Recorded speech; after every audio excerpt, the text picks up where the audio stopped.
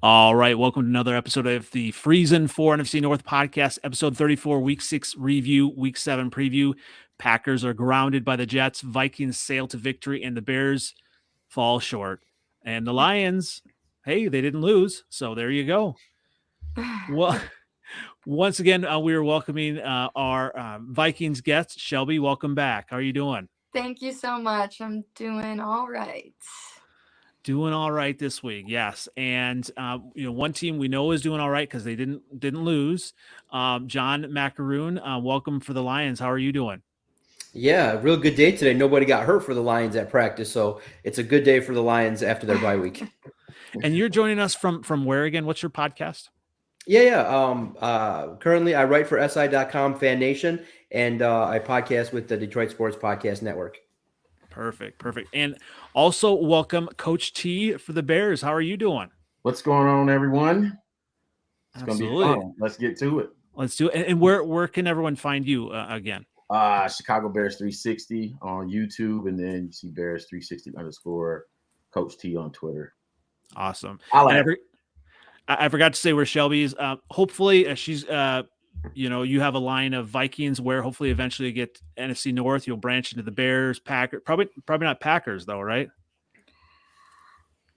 Probably not, to be honest with you. But I can make you something. Hey, I'm down for it. It has to be a guy's version though. Of course. No, I was going to put you in a crop top, but I guess I can.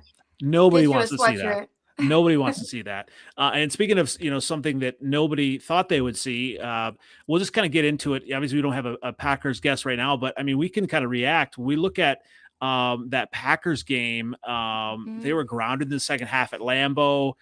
We talked last week about it, kind of being a must win, or we thought they would win. Shelby, first of all, what were your thoughts when you were heard about this game? I'm not sure if you had a chance to watch very much of it. Mm-hmm. I mean, I think it really is showing the Rodgers issue. I think what we were kind of saying last week is Rodgers and LaFleur are just not clicking.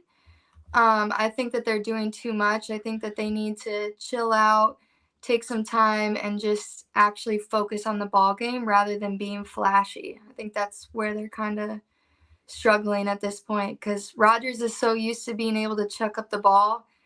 And now it's like, okay, you need to actually slow down and get the job done. Yeah, I mean, Coach T, what were you kind of seeing from that game? I mean, are you able to sit and watch a Packers game, or is it, as a Bears fan, you just kind of want to look away? Yeah, most of the time I can't stomach it, but just be honest. But I was actually at Lambeau for the Bears game on Sunday night, so got a chance to see him up close. But I agree. I think the Packers, holistically, they're a little bit disjointed from, head coach to quarterback, right? So there's a little bit of, who's the alpha, who's the loudest voice in the room going on. I think that's palpable, right? You can see that as a fan, at least you can see that. And then their identity is struggling a little bit without having, seasoned wide receivers on that team. So that takes away from that connection you would normally have between, say, a Rodgers and a Devontae Adams, his go-to guy, right, in crucial moments. I think Aaron has to settle into, the Packers possibly being a run first team and then defensive team first. I don't think Aaron is buying in, if you will. Yeah, and John, I mean, when you look at the Packers and eventually when the Lions have to face them, I mean, are you kind of worried about this team at all? This might be an opportunity for the Lions to at least win one of two games versus the Packers this year. Yeah, here in Detroit, we never assume that the Lions are going to win anything. I have to credit Robert Saleh for that defensive performance. Here in Detroit, we are very jealous of what's going on with the Jets and the Giants having success, being that they have relatively new head coaches, as well as the Lions with Dan Campbell. When you look at the Packers, in years past, they've started off slow, kind of treated September as an extended preseason. So when you look at Aaron Rodgers, I presume that after, weeks and weeks of practice moving forward, the two young receivers catching up, and obviously, the first month of the season for a lot of teams is not going to be the best football. September seems to be a time when teams kind of start to get moving and start to put things together, especially with the lack of practice time that you really see throughout training camp. But here in Detroit, we never assume that the Packers are going to be a team that's going to fall by the wayside until they do, until a team maybe like the Bears or the Vikings move up and take the spot. It's the Packers division to lose. Well, I was one that did pick the Vikings because I like their offense. And so kind of looking at that win over the Dolphins, Shelby, what happened there and what did you see good and maybe concerning about that game? Obviously, my biggest concern was the first quarter. It was just so strange because obviously, I missed the first quarter and I was at least checking the score. I was like, wow, it's still 0-0. That's very strange. And then, what I said last week, my biggest thing with them is I want them to perform in the third quarter. I don't know why we can't put points up in the third quarter. The positive was we didn't let them put points up either, which was really nice. And I just think that now finally we're seeing Kirk kind of get more comfortable in the offensive scheme. Our defense seems to actually be making really big, crucial plays. And what I'm most excited about is we went from the last team in the final 2 minutes of the half to now I think we're fourth. And the biggest thing is before Kirk wasn't getting his flowers because he'd do a game-winning drive and then the defense would screw it up. But now it's he'll do this drive and we'll get an interception or we'll get a fumble. It's been really cool to watch, and that's definitely what I'm most excited about. Well, Gridiron Grubb talked about last week because he actually lives in Florida, and he talked about the heat and how that can affect teams, with that going down there. And so to have the Vikings, do that and really kind of grit out a win, I think that's huge. And Coach T, I mean, you live in Georgia, you said. Talk about that heat and what that means to a football player throughout a whole game. Yeah, I like I said, I coached in Florida, in Central Florida, but South Florida is known for being super humid. It's right there on the water, of course. But I don't know if people notice, the Dolphins Stadium right there, Hard Rock Stadium, the sun is always beaming on the visitors' sideline. Yeah. So, and then you have the added part of anytime you travel to Miami, how are the players going to respond to it? Young players, are they going to be out in town, hitting the cities, hitting the clubs? It's always a toss up when you go to Miami. So, kudos to Minnesota for going down there and taking care of business with all that. With all that being said, what I like what Shelby said about their team. That's one thing I noticed even in the game with us. Right, offense around the league, scoring is down. I think they said a little over 10 points across the league. It's like a 10-year low. Anyway, so if you factor in, I think it was Julian Edelman that said on one of the shows on HBO, I forget the name of the show, Inside the NFL, he said, 3 preseason games and then, the enforcing of the collective bargaining agreement, where it's, it's underwear Olympic practices and stuff like that with non-contact, it's really affecting offenses across the league. And so we should start seeing a ramp up. I identified weeks 8 to 12 for the Bears, where we start to see things take off a little bit better, looking a little bit more like professional football. So I think you'll see some better football played around the league overall. That's a great point. Speaking of low points, I didn't know. I didn't expect a loss, but I said last week, I said I'd be okay with a loss because I just, at this point, I if you're honest with the Bears, we're not at that point to contend. I didn't expect it to be this bad, this bad just offensively. Yeah, I mean, Coach T, I mean, what did you see good and bad from the Bears in that game? Oh my God, take a deep breath, right? Again, taking all that into consideration, I just said, right? Offense, and I say this on Twitter all the time, right? Because I'm an offensive coach. I was an offensive coordinator. Offensive football is very, very hard, right? So you bring in a new head coach, new offensive coordinator, play caller, right? Young quarterback, over 50% roster turnover, right? So think about our offensive line who played in those positions last year.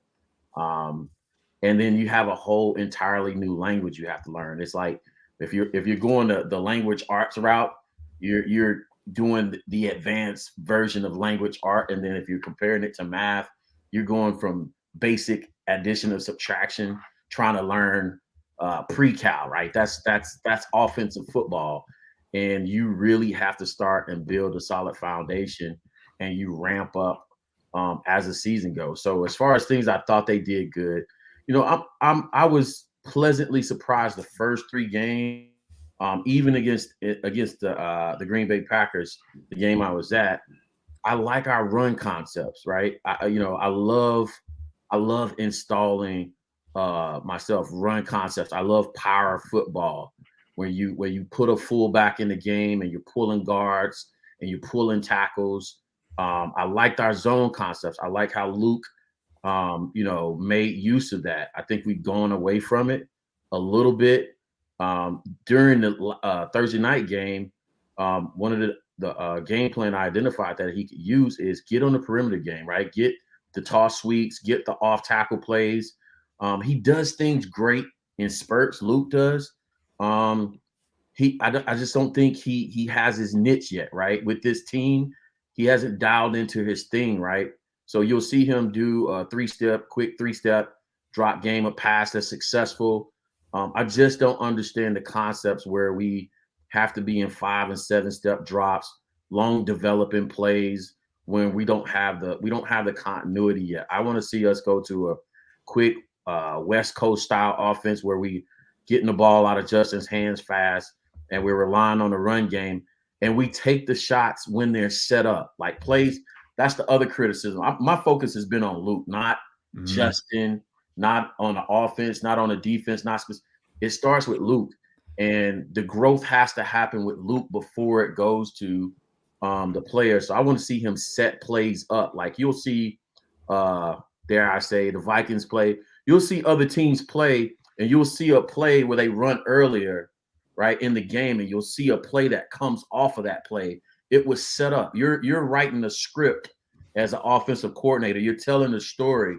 And Luke's offensive play calling so far has been like skip chapters in the book. Like you just somebody tore the pages out. When you're reading through the book. So yeah. So yeah, I mean, you've been a coach, and obviously, when you talk about some of these coaches, Luke Getsy and some of these others in the NFL, there's always this chatter. Should have done this, should have done that. Do coaches hear that and kind of like take that into consideration too much, or they just kind of let it roll off their back? It's funny. I said this on another show, right? So when you're offensive play caller at any level, I don't care if it's youth football, middle school, high school, college, or the pros, right? You have to be a borderline narcissist, right? You have to be a type A personality, borderline a-hole, which anybody that knows me in the football space, if they describe me, they would probably tell you. And I'll tell you why, right? If you second guessing yourself, right, you go through this process where, say, for instance, in high school ball, you start out the week, Sundays we watch film, you come away with a script about 75 plays that you could run on Friday night, right? And what you do is practice throughout the week. And what you're doing is practicing your plays versus the team's different looks. And you're narrowing down the possibility of plays that you want to run against their look. So you want to go on a Friday night with about, 25, 35 plays, right, that you can run throughout that game that you feel like they're going to work. And you have your different packages. You have, player packages. You have down and distance situations. All of that is on your call sheet, right? You've done all that work throughout the week only to get the Friday night. And in case in Florida, where I coach in Hillsborough County, to have 2,000, 3,000, 4,000, 5,000 offensive coordinators in the stands that know your job better than you, right? That's the greatest thing in the world. So it's kind of like, you guys create the beast, right? It's like, I'll welcome you to come in on Sunday and leave your family at home, and, you know what I'm saying, your wife and kids, and watch film all day and go through this process to get to Friday night. And again, if you're not sure, you have 24 seconds to get the right personnel on the field and to call the right play down and distance. And no matter what you do, when you do it right, you're the greatest thing since sliced bread. When you do it wrong, guess what? You're going to hear from the crowd. So, yeah, I ignore you guys. I just do. You can't. You'll be crazy. Well, speaking of, something that's been crazy, I mean, obviously the Lions were on bye, so they didn't lose, but just to see what their offense has been, crazy good at times, but then, obviously, the week before was not. Their defense has been almost the opposite. And so when we look at this game for week 7, John, what are some of your keys to the Lions at the Cowboys and maybe getting a win or at least competing against the Cowboys this week? Yeah, first and foremost, the Lions are getting healthier, which is really good. Amon-Ra St. Brown suffered a high ankle sprain a few weeks back and is now potentially going to be in line to have a better performance than he did, hobbling against the Patriots. The bye week really helped the Detroit Lions. Obviously, sitting at 1-4, a lot of people here in Detroit are starting to question Dan Campbell, starting to question this rebuild because, again, we took the bye week to kind of watch really quality football. You see the Giants sit at 5-1, the Jets sit at 4-2. So you look at where the Lions are at, and you're like, wow, what an interesting juxtaposition where you have an offense that's scoring at one point was the top scoring offense in the National Football League, scoring an average of over 30 points a game prior to the Patriots. And then you have this defense that can't stop anybody, gives up big plays on the run and in the pass. So only the Lions would set up a situation where you have a really great offense but a really atrocious defense. So it's a football team now. Dan Campbell said that he's going to go through the bye week and take a deep dive look at what was ailing the defense. And he said that he was going to make some changes across everything with personnel, scheme, looking at ways to kind of get Aiden Hutchinson performing at a higher level. The number 2 overall pick had one game against the Commanders where he had 3 sacks, but has been relatively quiet in other contests. So now you go on the road after the bye week. You're sitting at 1-4 in a must-win game to kind of keep the fan base still supporting this rebuild. There's still a large portion of the fans that are supportive of Dan Campbell, but when you look at a couple second-round picks that have yet to take the field, and Josh Paschal this year and Levi Onwuzurike, who had back surgery and is out now for the 2022 season, you're not getting as much contributions from high draft picks that you would like. So now you're going on the road. You're going to face a Cowboy team. Of course, everybody in town, when Dak Prescott got hurt, we all circled it and said, of course, he's going to come back to face the Lions. Why would we get the benefit of facing Cooper Rush? But, man, give credit to Cooper Rush. He held that thing together. It's going to be tough going to Jerry's World, going to AT&T Stadium. I think for the Lions, it's going to be very key to kind of get out to a good start offensively.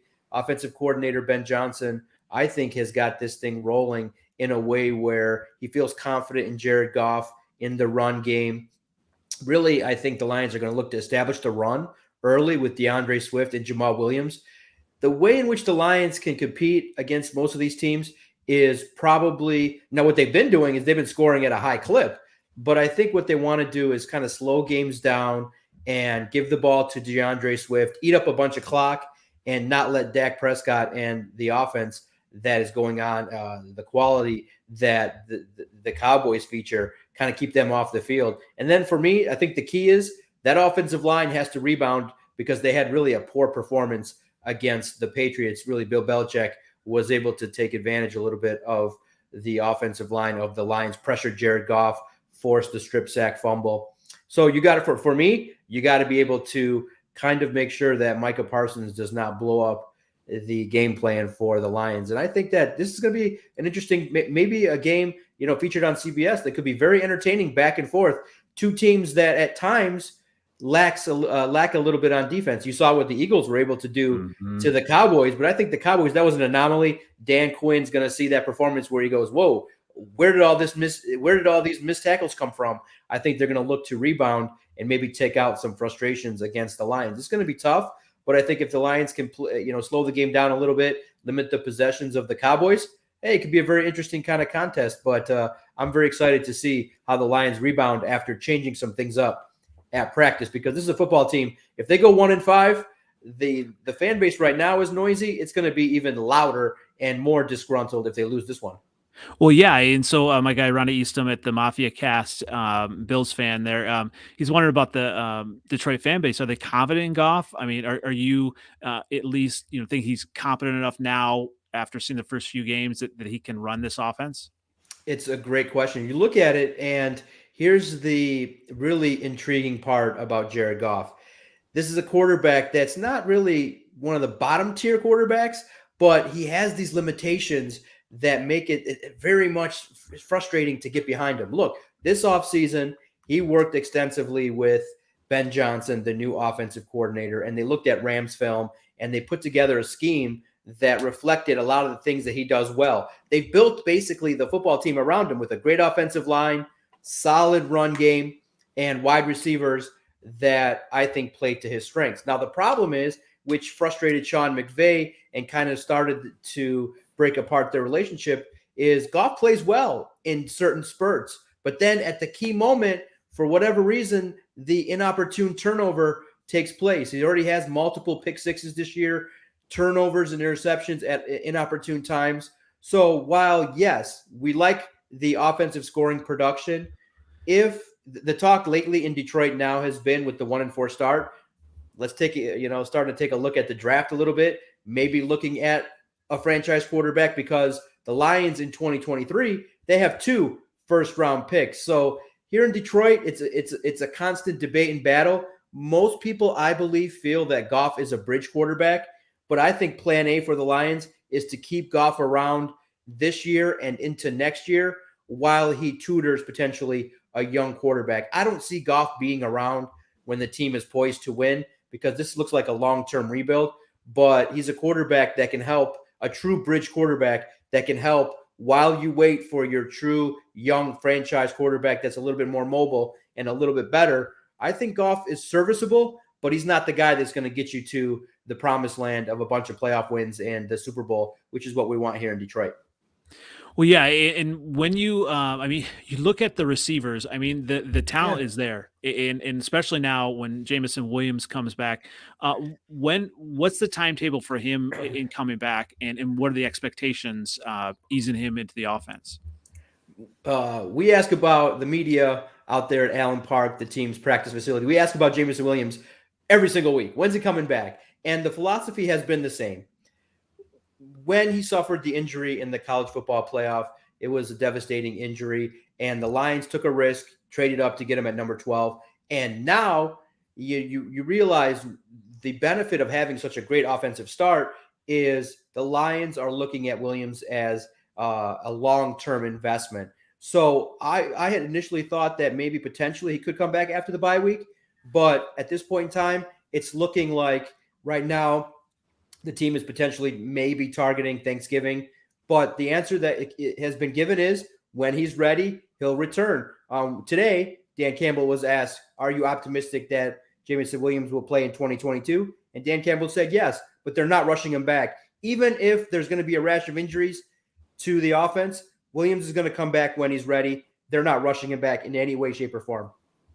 Yeah, and it's probably smart. And when you look at this game, do you think that the Lions have an opportunity to beat the Cowboys, or defensively is it just too much to ask?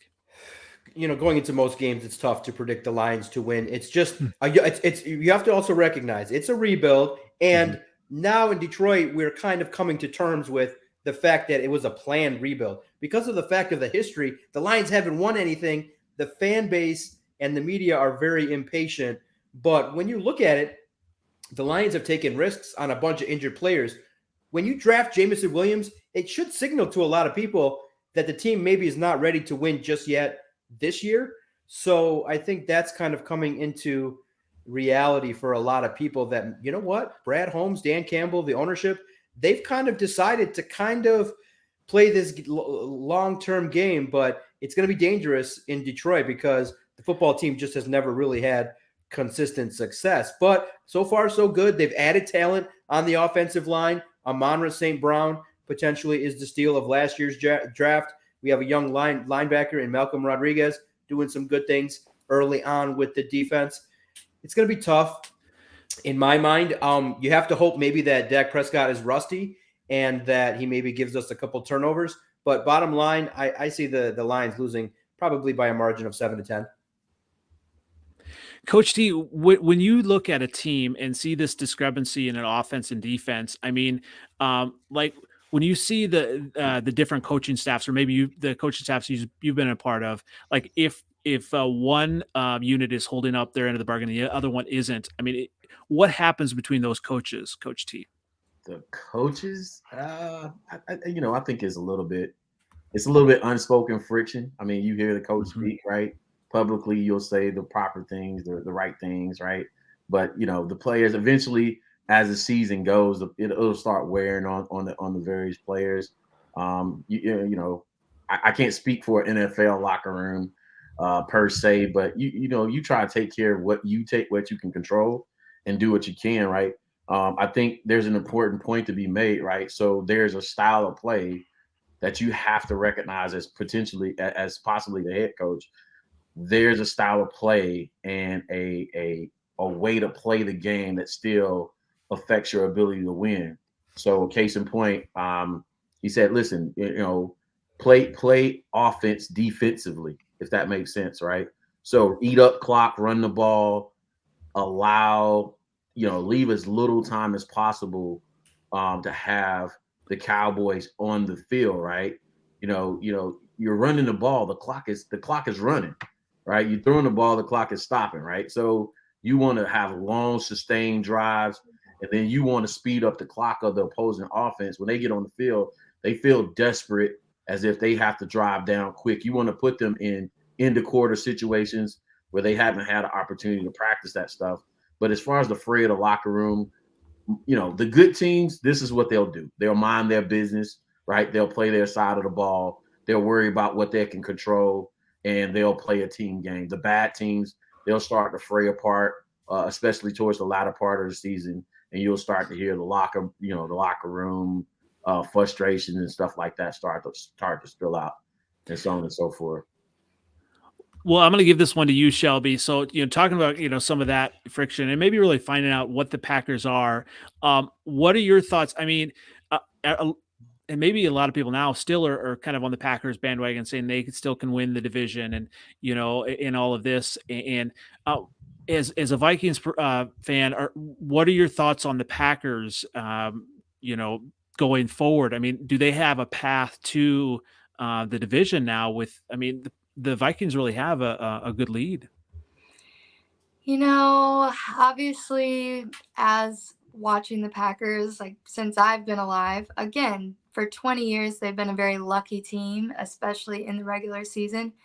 Maybe not so much in the last 10 years in postseason, but so obviously I always have kind of that maybe, but at the same time, seeing them play this year, I just think that we've really switched roles. We seem a lot more confident, even in the sense of like the third quarter when we're like not putting up points and, we're maybe lulling. There seems to still be that overall confidence. I haven't really seen us get defeated, where I see the Packers like, Rodgers, he always gets very down. He gets passive aggressive. I think that he's really in his head.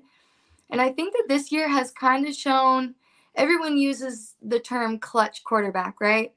And I think that we've always seen Aaron Rodgers with good receivers. We have not seen him this year really doing many clutch plays. He's not coming in with these wins and making plays happen. He's very in his head. He's not following his coach. And I think that that's ultimately going to be their death.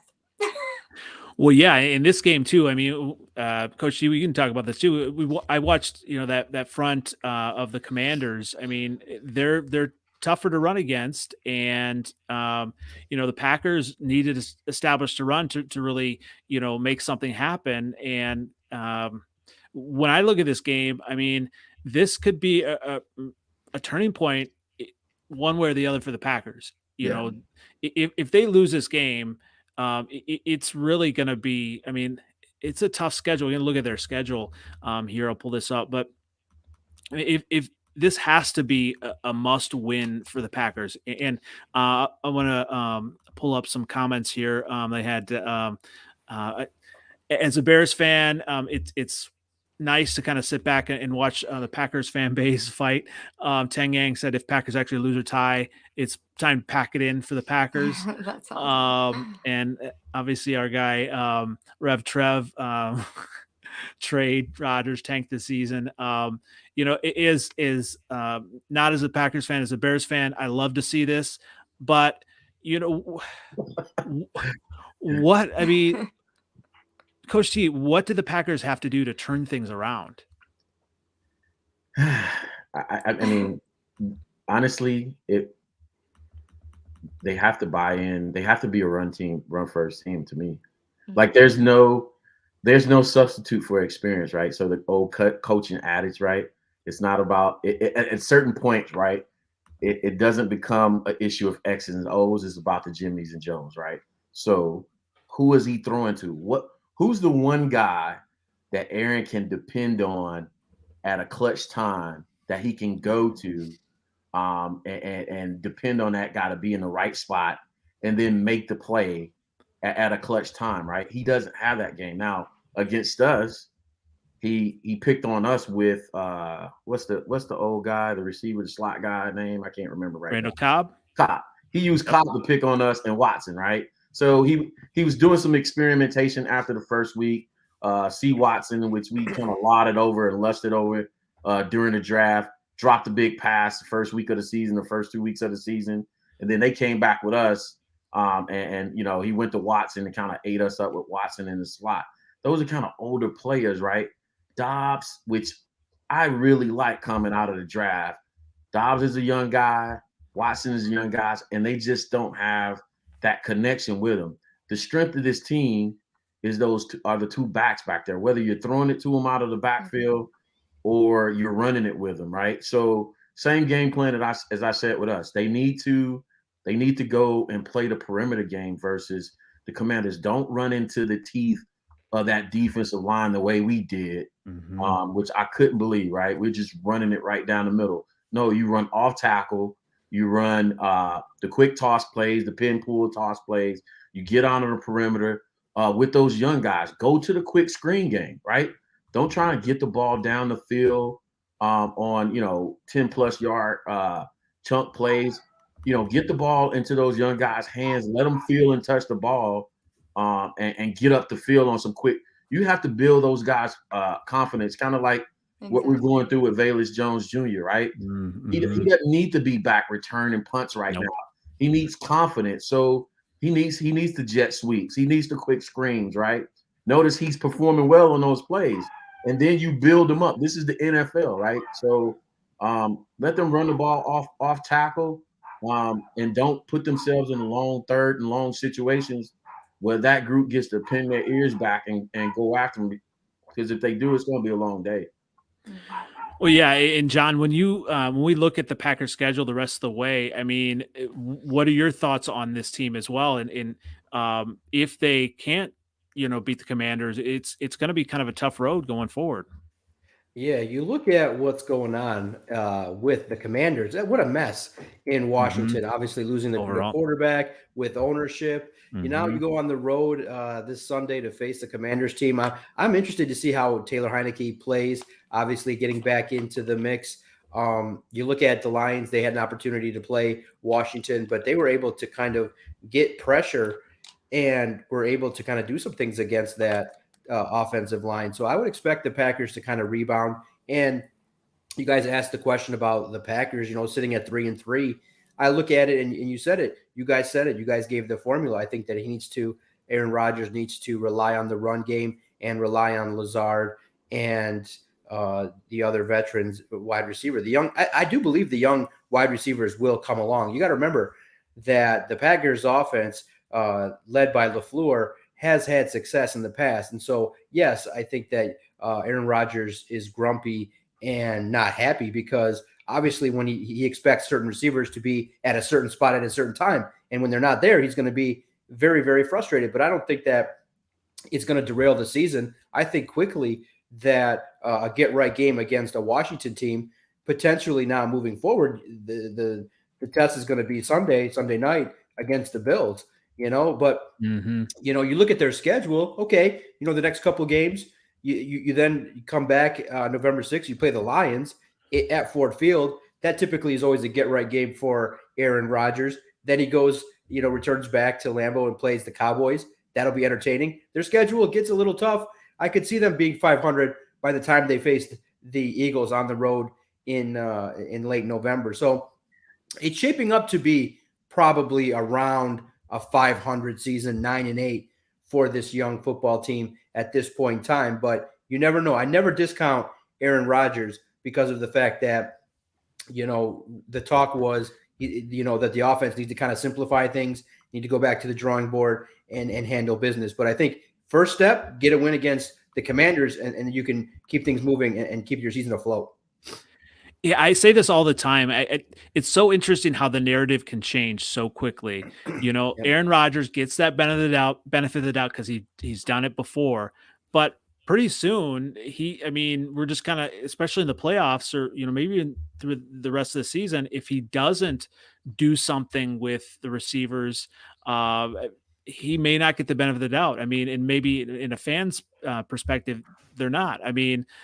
As a Bears fan, I looked at the Commanders game, I looked at the Giants game, and I thought those are wins, but they weren't. And it kind of shows you where you are as a football team. And we're not there yet, the Bears, and there's so many holes and pieces. And I think with the Packers, and I've talked about this before as well, I think they've been kind of, you have Aaron Rodgers. It's just kind of like, life is good, right? But it hasn't been all good because they've been exposed in certain areas, and whether it was last year's special teams and all of that, and now the young receivers, and maybe Rodgers should have taken a little bit more time to spend with his receivers. That's on him, and kind of assume that they would kind of get it taken care of. But when you look at this division, it's hard for me, and maybe I'm just a biased Bears fan against the Packers, but it's hard for me to not look at this division and say it's the Vikings to lose. And I don't know about you, Shelby, if you're almost kind of like as a Lions fan, you kind of don't necessarily expect it yet. What is that kind of? Is it weird as a Vikings fan to feel like a front runner in the division? First off, I'm overly confident. Okay, that's good.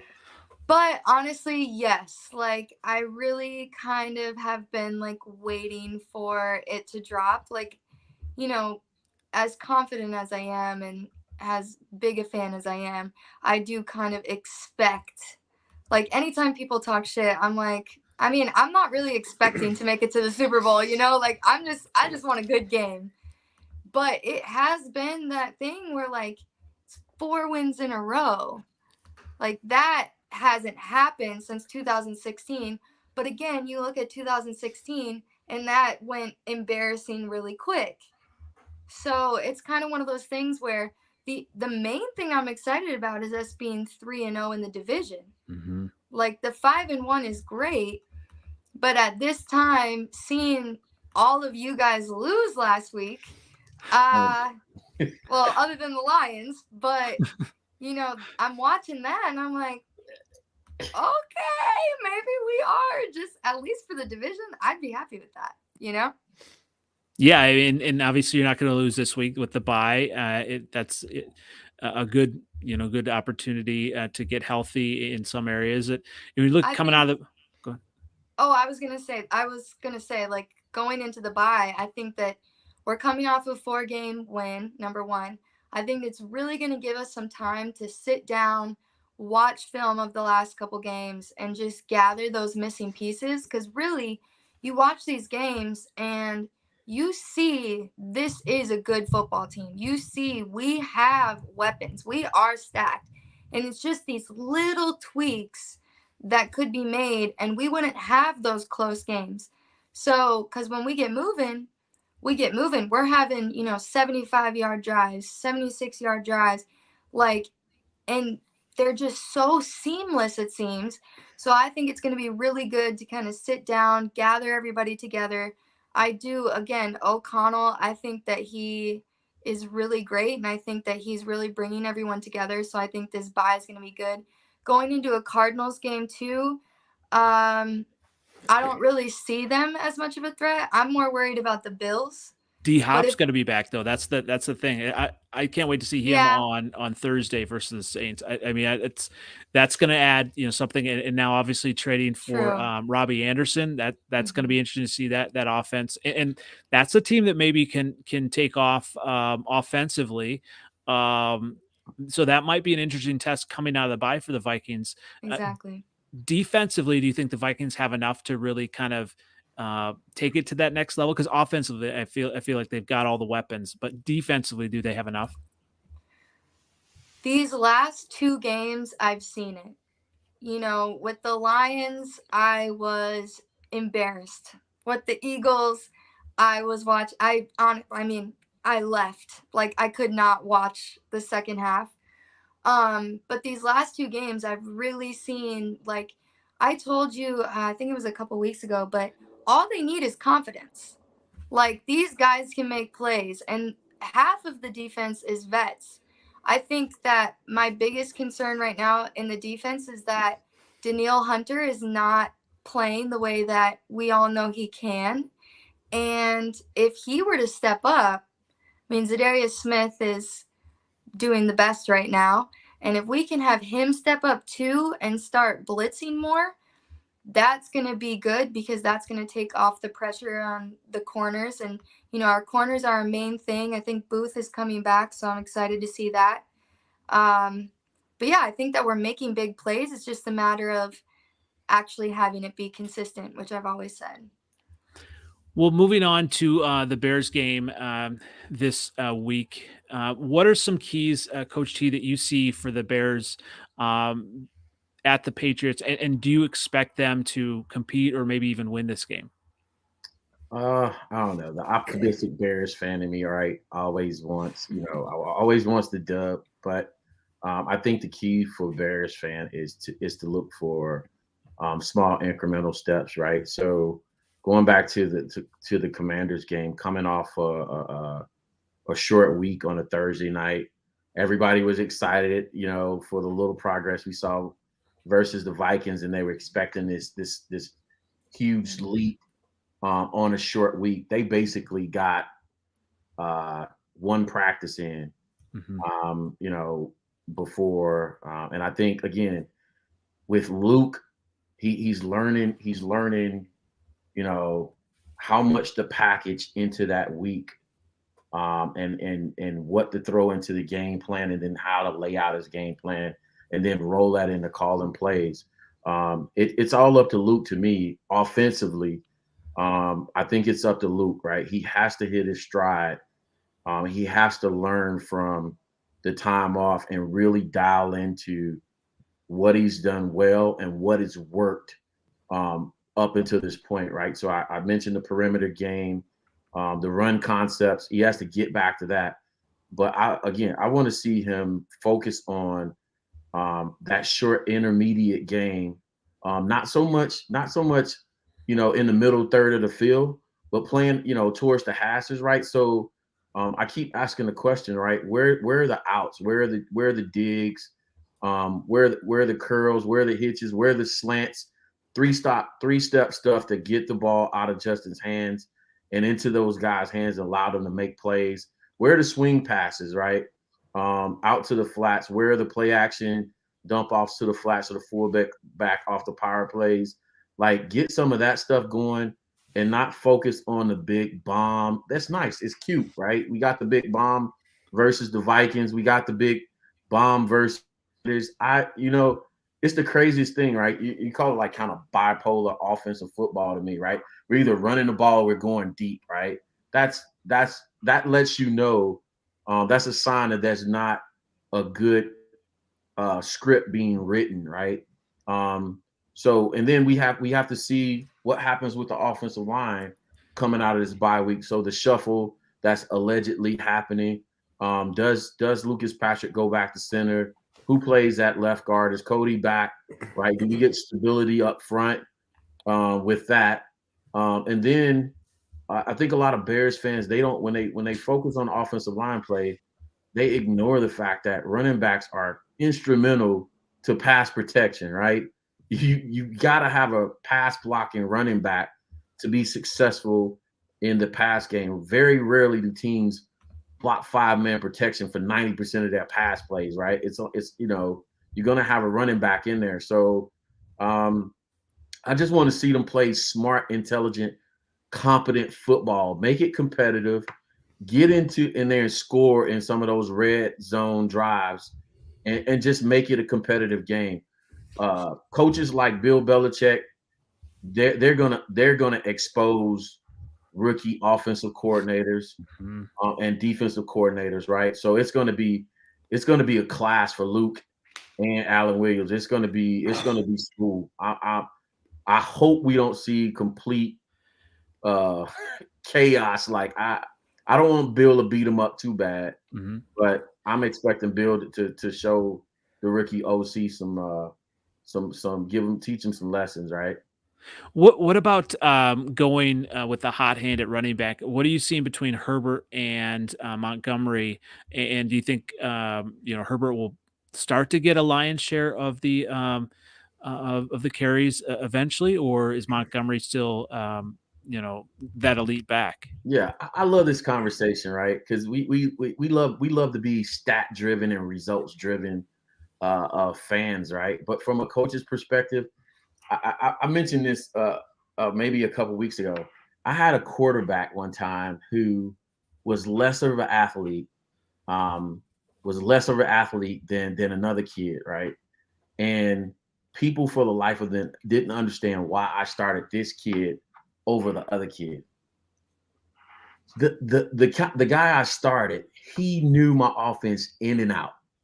I could run the full complement of my playbook with that kid. When the other guy came in, he's a better athlete, but I had to be cognizant. I was nervous that what I call, he would go in the huddle and call something different, right? Same thing. Yeah, I mean, like I wouldn't even recognize the play sometime in practice, and that's again, you didn't work the whole week to get to Friday night to put on this great performance and have a guy run the wrong way, right? That's not what we're doing. So I bring that up because people don't pay attention. They always see the big Khalil Herbert runs, but they never pay attention to Khalil in pass protection. He's terrible. He is god awful in pass protection. I mean, it'll be an obvious guy in front of him where he's supposed to step into the hole, right? They go 3-by-2. Khalil's supposed to step in the gap and pick up the blitzer, and he will whiff on a block, right? He just terrible at pass pro. So if you want to see your quarterback get killed, Bears fans, by all means, go ahead and run with the takes that, Khalil is the better back, and we'll see how it works out. David, do you guys have fullbacks at all? Yeah, and we do. We do. Unfortunately, you don't use them. Well, here's the thing. And again, in pass protection, if you go with your better blocking fullback in a pass set, say obvious 3rd and long down, if your fullback is in there, what are you doing with your team? You're saying, okay, I'm gonna keep this guy in. I want the flex guy. I want David that can block, or if I want to swing him out and get him on man-to-man coverage versus a linebacker, I can still throw him the ball to the flat and he can get loose. So you want the diversity there. You want, hey, maybe he's not the best at running the ball, but he can do both well versus Khalil. And then here's the other side. Khalil's in the game.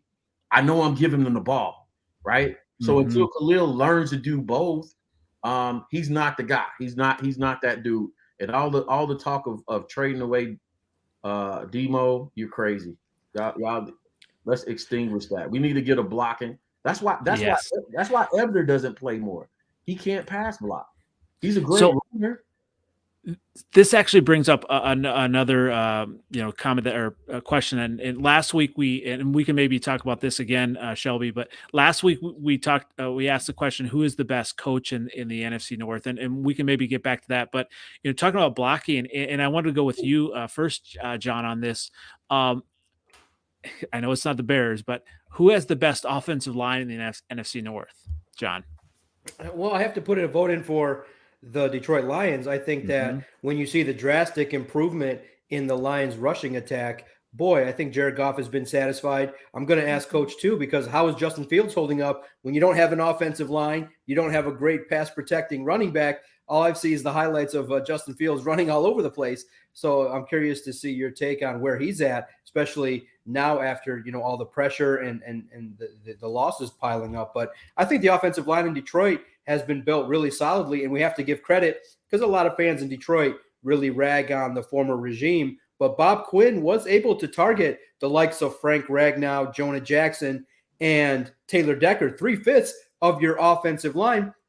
Now, unfortunately, Big V, coming from the Eagles, had one good year last year, but he's been dealing with injuries. Maybe many felt that the Lions overpaid, but the offensive line was largely built by the former general manager. The current general manager, Brad Holmes, targeted a quality, potentially generational right tackle. So right now, obviously, they're looking to rebound because, just like Coach said, Bill Belichick worked that offensive line and made them look silly. When you look at it, part of the reason why the Lions got shut out 29-0 was the offensive line really got confused by the blitz packages and the scheme run by Bill Belichick.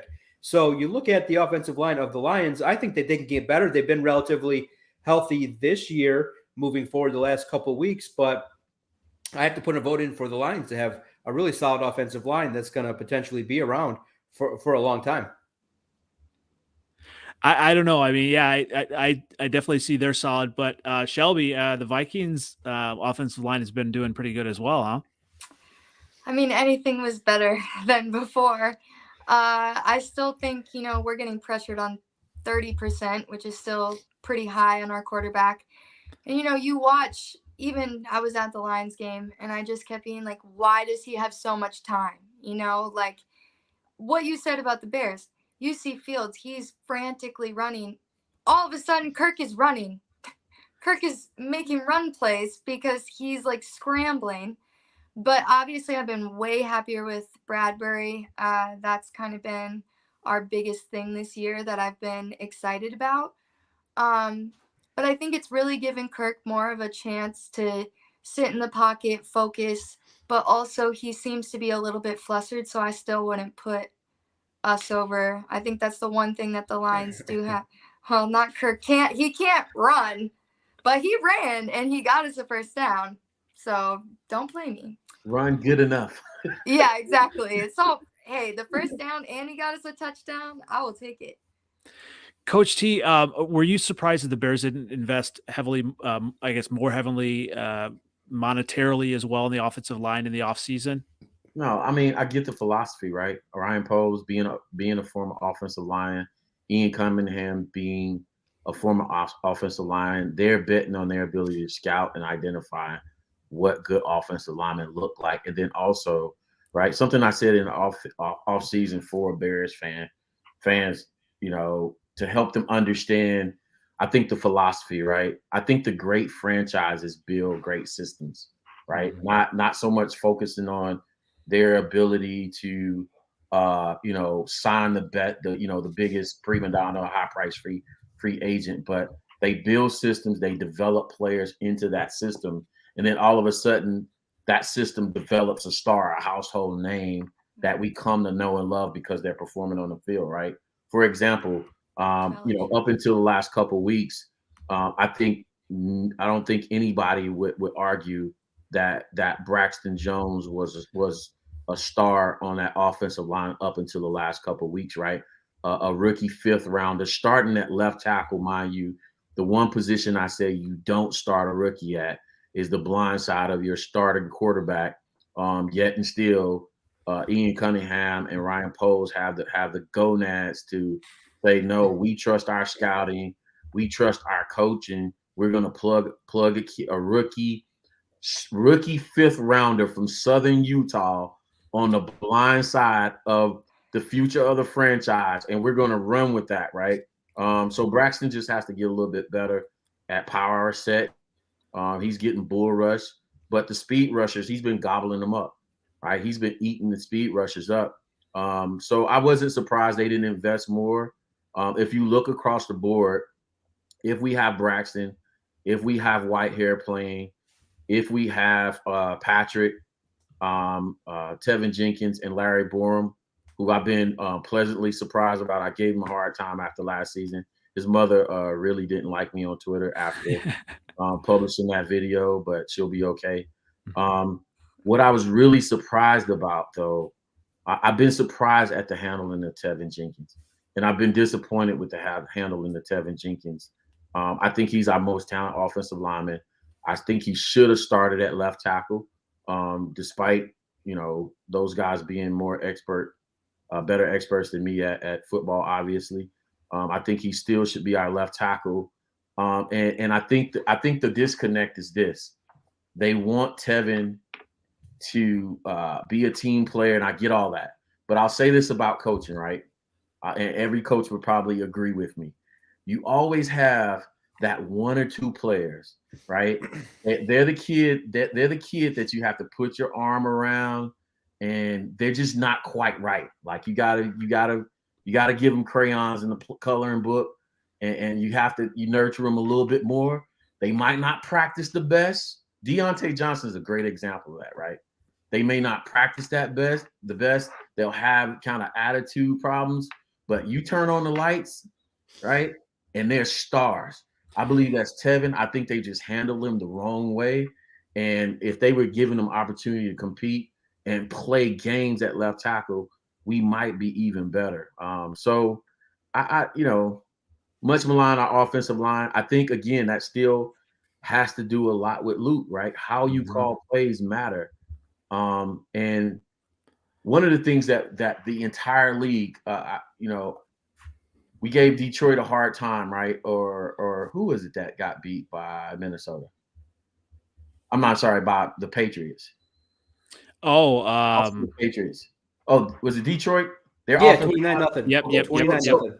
Here's the point I'm trying to get to. It takes time, right, for to be able to pick up all those blitz and stunts, right? And so you'll see as the season goes, those, your offensive line, you get, in the double digit weeks, 10 plus, you'll see your offensive line start to learn and communicate better on that stuff, and they'll be better at it. So if we look at the division's offensive line altogether, I'll say this to Lions fans. If you have a good offensive line, good to great offensive line, it is not as bad as you may think, right? You can have a terrible defensive line, but if you have a good offensive line, then you can come in and draft or sign free agents and easily turn your team around. The hardest thing is to find the 5 guys up front that play together and call plays to their strength. So I wouldn't mind having some of those players. That's a great point, because when we talk about offensive line, it's not necessarily the 5 best, but they have to be able to play together well. Right. It's a group. It's the funny thing about offense. It's the best group. It's the best group to coach. Like, it's always these, big teddy bear, but people don't realize you have to be super smart to play offensive line, right? I like to take people through the sequence of offensive line play, right? The center doesn't walk up and snap the ball. He has to call out the mic. He has to call out the slide protection, right? And so there's a time point during the offensive play calling sequence where there's a passing of the offensive line adjustments from the center to the quarterback, right? So not only does the center make the offensive line adjustment calls, but the quarterback has to as well, right? So he comes up, he sees the numbers, he sees the blitzers, and then he has to adjust the protection from there. So I think that's one of the things that fans don't recognize about even, and I pointed out, that's one of Justin's weaknesses, right? You have to learn a new playbook, right? I'll do a quick math rundown of offensive football for you, right? So one pass play gets about, I love doing this. I love this. Y'all gonna love this exercise, right? So one pass play in the NFL gets possibly 6 different looks. One pass play. So do the math on it. 20 pass plays, how many looks is that you could potentially get? Right? 20 pass plays, 6 looks, right? 120 different looks you can get on 20 plays. Wow. So imagine the number of reps you need to have a library as a quarterback to know where to go with the ball with off of muscle memory. Oh, I've seen this look before, muscle memory, I'm throwing it here, right? Instinct. You need about twice as many of those reps, right? About 240 reps. We're at about 80 so far, 88. The Bears are. So understanding where we are in our maturity level, right? Now, that's just the looks. What about the blitz packages and the blitz adjustments? He's not even there yet. So see me weeks 14 to 18, and if it still looks like I don't know if there's a cushion show, but if it looks like a crap show, week 14 to 18, then if you're seeing coherent, fluid offensive footballs, you're seeing guys calling out the mics, you're seeing, these guys are blitzing, you see them make a protection adjustment, those are things to get excited about. You see our offensive line picking up blitzes. It may not result in the greatest play, but that's coherent, fluid football. It's just some teams are better at. I'll say this too. A lot of the new coaches around the league, with the exception of the Bears and Broncos, what they did, even if they hired a young coach, they went out and grabbed a seasoned coordinator or coach to assist that coach, right? The Bears and Broncos were two teams that said, oh, yeah, we're going to hire a new head coach, but we're going to get these new play callers for coordinators to coach along. So Dabo was smart enough to say, okay, I'm not going to call plays, but I'm going to get a guy that's been there and done that before, and that helped those teams along. So shout out to those teams. So I wanted to ask, we had a question for John here about Goff. So if Ryan Tannehill is available, would you rather him be with the Lions or Goff? No. Goff is somebody that I think the team is building around. And obviously you've seen him play at a high level. I invite Coach and Shelby and everybody, watch the Lions for 3-4 weeks. You'll see things you've never seen in football before. A team that does things that sometimes are so unusual. Dan Campbell is very aggressive on 4th down, even to the detriment of the gosh, football it's team. Crazy. He went for it repeatedly against the Vikings, right? Yeah. And was successful. Then when it comes time late in the game to go for it on 4th down, has the kicker go out there and misses it after seeing the Vikings kicker miss. So the Lions do things where they should zig when they need to zag. They zag when they should zig. And it's just always been that way for the franchise. And count on it. Yeah, Dan Campbell's new. It's wild because everybody is talking about him still learning on the job. But this is a coach that's been an interim coach for an entire season almost with the Dolphins. He's worked under Sean Payton. This is not an individual new to football.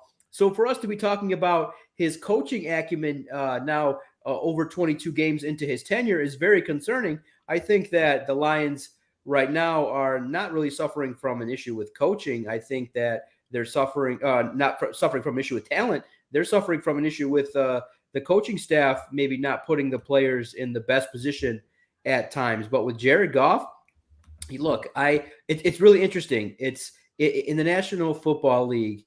I'm of the opinion you need probably one of the top 7-8 quarterbacks in the league to be consistently competitive. You're looking at, Justin Herbert, Joe Burrow, Patrick Mahomes. These are quarterbacks that have been drafted in the top 10. Yeah, there's been the Tom Brady's and those that have been found later on. But at this point in time, you got to find somebody that you believe is the guy.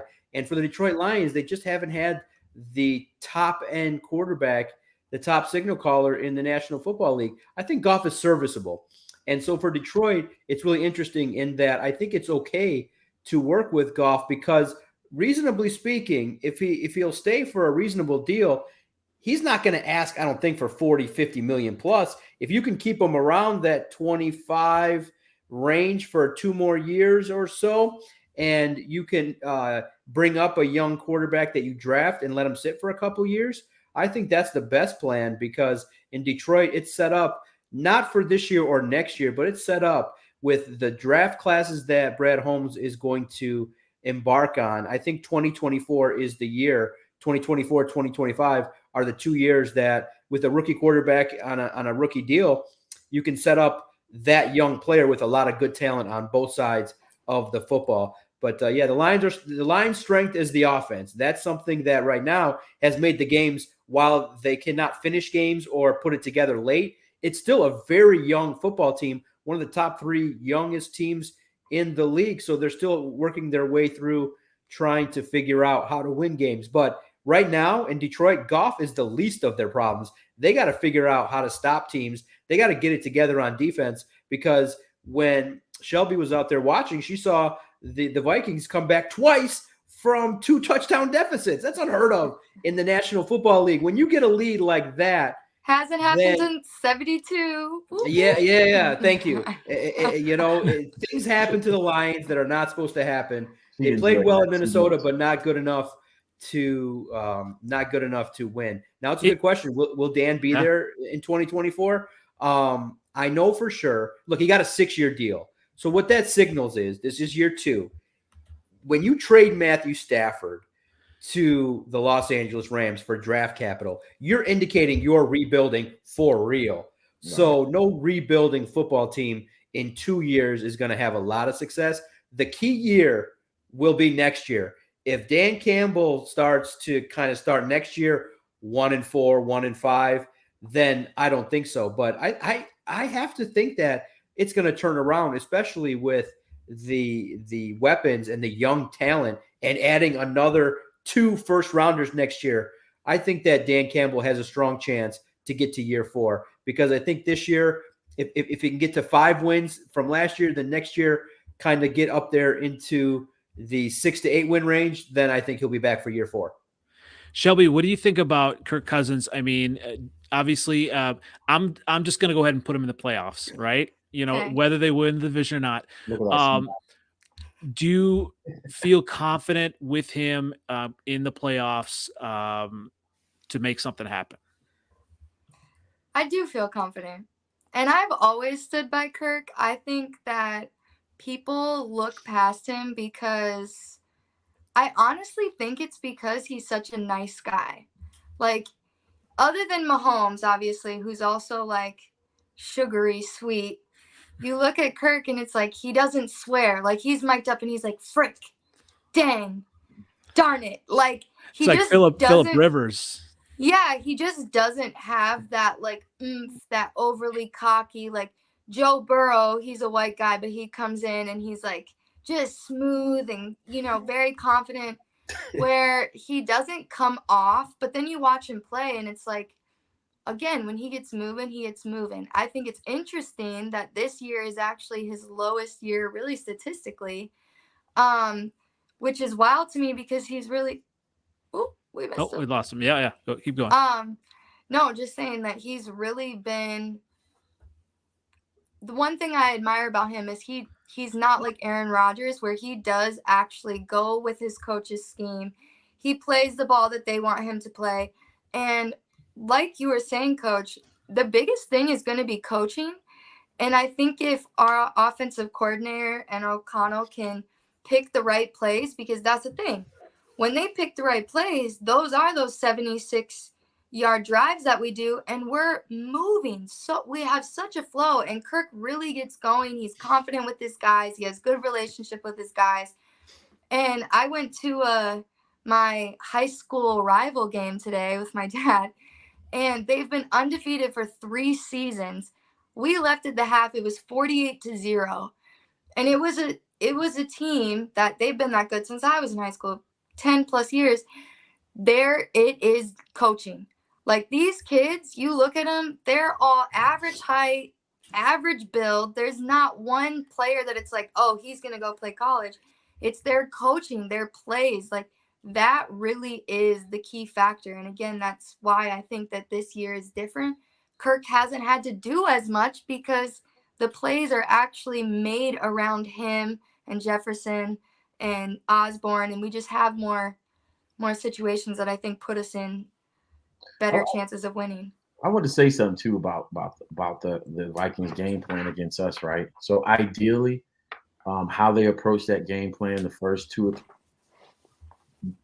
I think that's how exactly how we should be playing ball. You see the quick passes, the Jefferson out in the flat, just get 5, 10, 5 yards, right? So we have remember the camp break where Justin said during summer camp, he said, having good times while dropping dimes, right? Mm-hmm. And that video clip made it to Twitter, and I said, yeah, but you move the sticks by throwing nicks, right? So 2 nickels make a dime, right? And that's the whole thing with the Bears offense, right?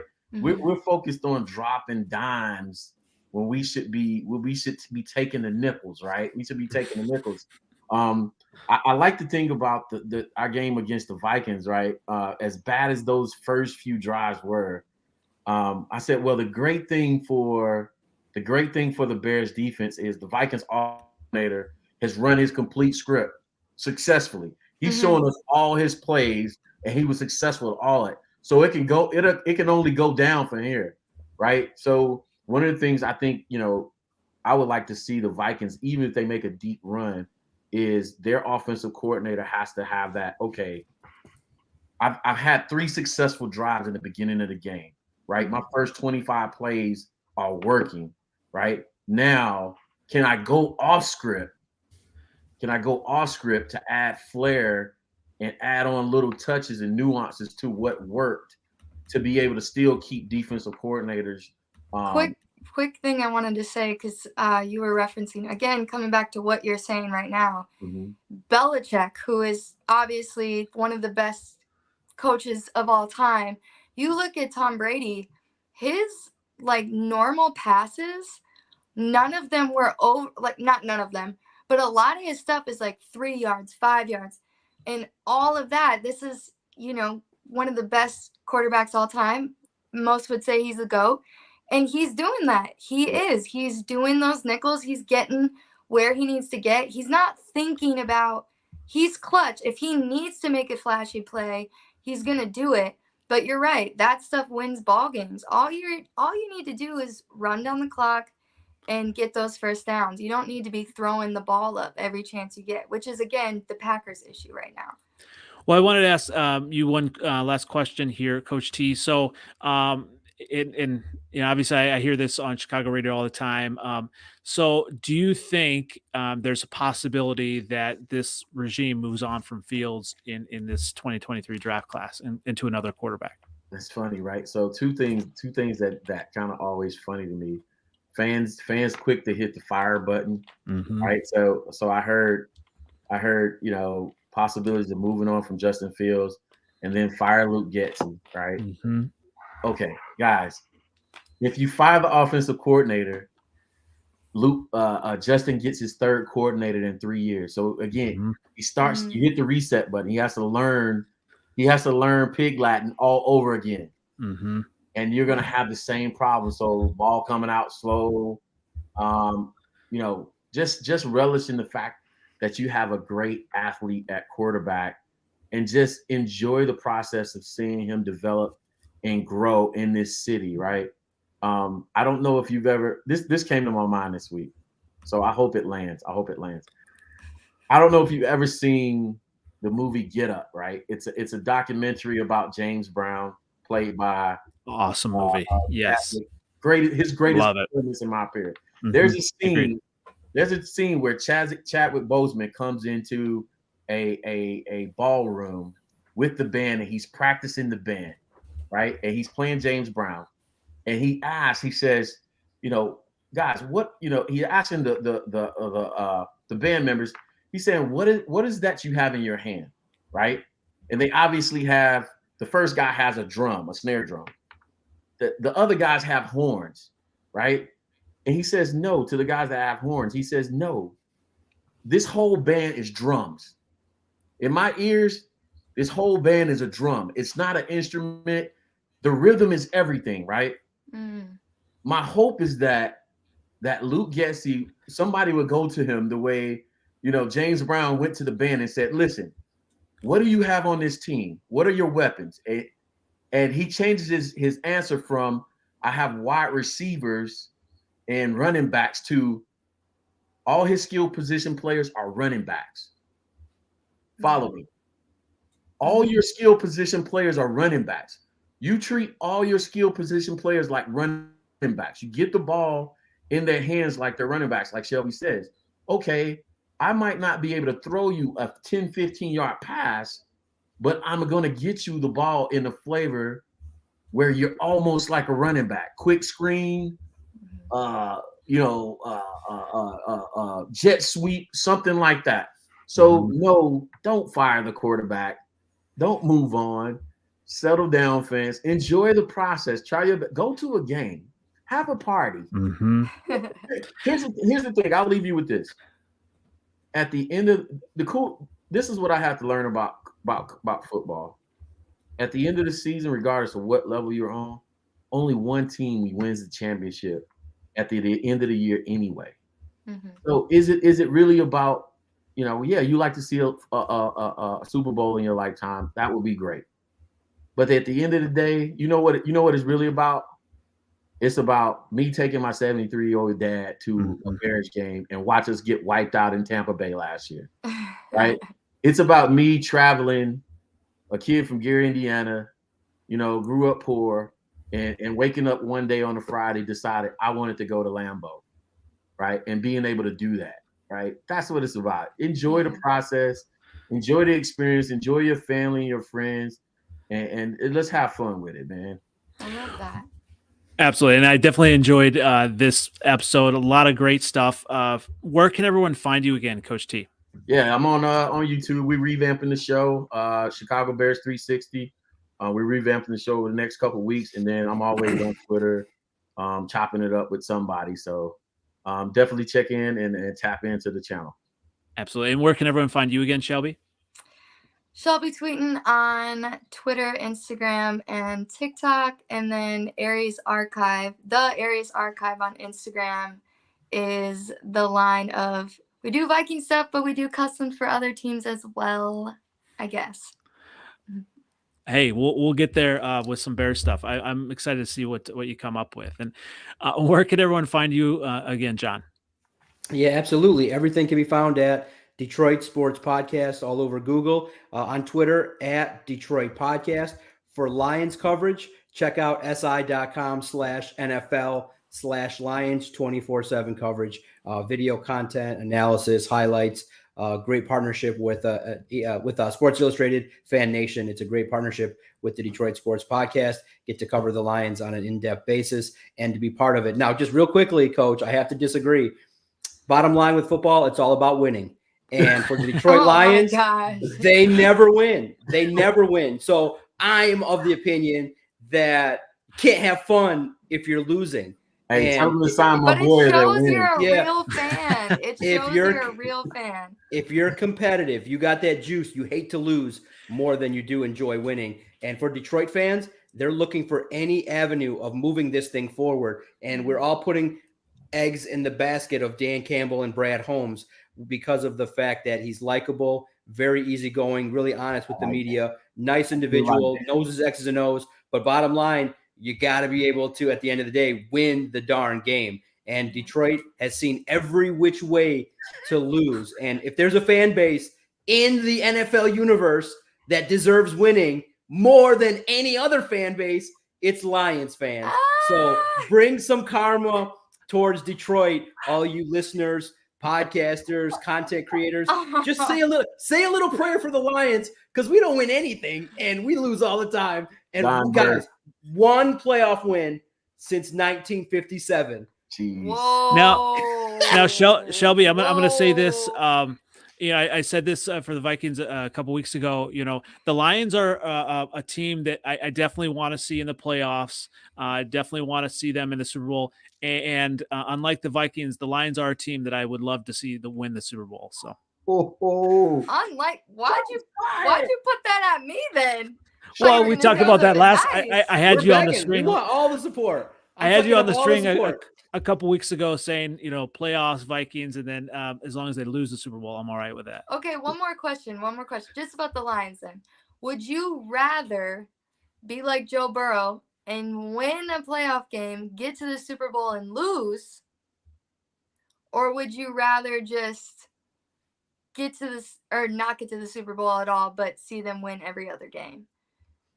No, get to the Super Bowl. It's the greatest week of hype. Even if you lose. History. Even if we lost that game, I think that the talk, guys, you guys know when you look at football teams, there's jokes that are made.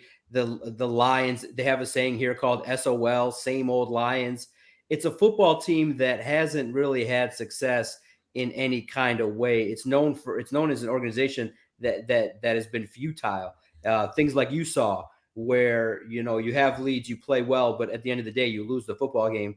So for the Lions to get to the Super Bowl, I would enjoy those 14 weeks. Yeah, it would hurt, but it would signal hope that you were right there, 60 minutes away. I mean, we would basically, for most fans, I think we would probably be intoxicated by the time halftime started because of all the celebratory nature we'd be doing. We'd be hungover for the 2 weeks of coverage and then get to the game. I think the fan base would be so excited to have some national coverage in a way that is positive and not looking at the organization from a standpoint of being the joke of the league, looking at being one of the worst teams in the history of football. So I would take that all day. Boy, could you imagine how great it was for the Bengals fans to be able to have that? It was amazing for them, and they were very close in that contest. And I agree with that person said about the Bills too. I would like them to win. I'd be happy with that. Hey, they had four. They had four. They had four tries. It happens. Sorry. Hey, and the Bears were a Rex Grossman away from winning the Super Bowl as well. So, well, I've seen one in my lifetime. So, yeah, me too. I still have the Super Bowl Shuffle VHS tape somewhere. In my lifetime, I have the missed field goal and Bounty Gate. So that's super sweet. All good things to come for everyone in the division except for the Packers, right? I think I'll buy that. We can all agree on that, I think. Once again, it's been the Freezin for NFC North Podcast. Thanks, everyone, for joining. We'll see you again next week. Skol.